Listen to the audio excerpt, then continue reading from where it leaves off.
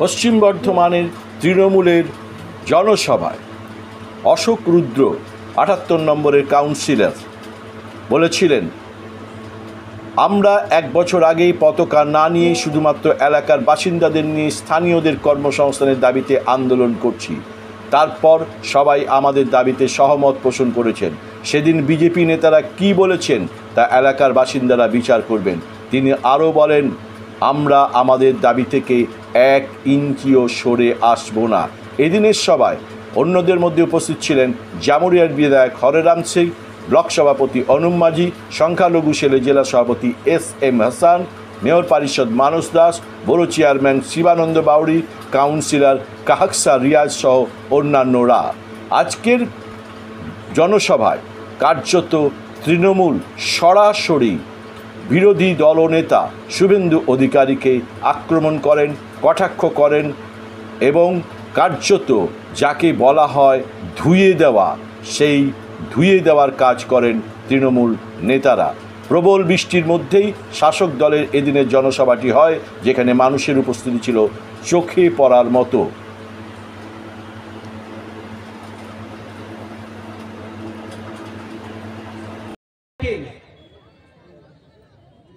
যে ইস্কোর আধুনিকীকরণ এবং সম্প্রসারণে স্থানীয় বেকার যুবক যুবতীদের নিয়োগের অগ্রাধিকার, আমরা এই দাবি নিয়ে 1 বছর আগে থেকে আন্দোলন শুরু করেছিলাম এবং তখন অনেকে ভুরু কুঁচকে ছিল এবং আমাদের আন্দোলন যে ঠিক ছিল তার প্রমাণ পরবর্তীকালে ইস্কোর মধ্যে যারা ইউনিয়ন আছে, আমাদের দলের ইউনিয়ন তো নেই, যারা দায়িত্বে আছেন তারা এই ইস্যু নিয়ে প্রেস কনফারেন্স করেছে। আমরা মাঠে নামার পরে এক এক করে CPIM, কংগ্রেস, বিজেপি প্রত্যেকে এই দাবিতে অবতীর্ণ হয়েছে। কিন্তু এর মধ্যে পার্থক্য আছে। আমাদের লড়াই নিঃস্বার্থভাবে শুরু হয়েছিল। যে আমাদের দাবি কি ছিল?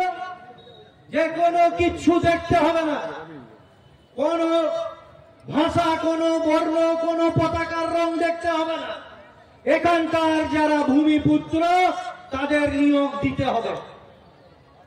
এবং এখানে যখন একের পর এক আপনারা প্রত্যেকে সামিল হলেন, এই এলাকার পৌর প্রতিনিধিরা, আশেপাশের পৌর প্রতিনিধিরা, আমাদের দলের সিনিয়র নেতৃত্বরা এবং যাদের জন্য এই আন্দোলন, তারা আমাদের পাশে থেকে, যারা কিন্তু ম্যাক্সিমামটা কোনো রাজনৈতিক দলের সাথে যুক্ত নয়, তারা আমাদের সাথে গলা মেলাতে শুরু করলো, পা মেলাতে শুরু করলো এবং আন্দোলন তীব্র থেকে তীব্রতর হলো।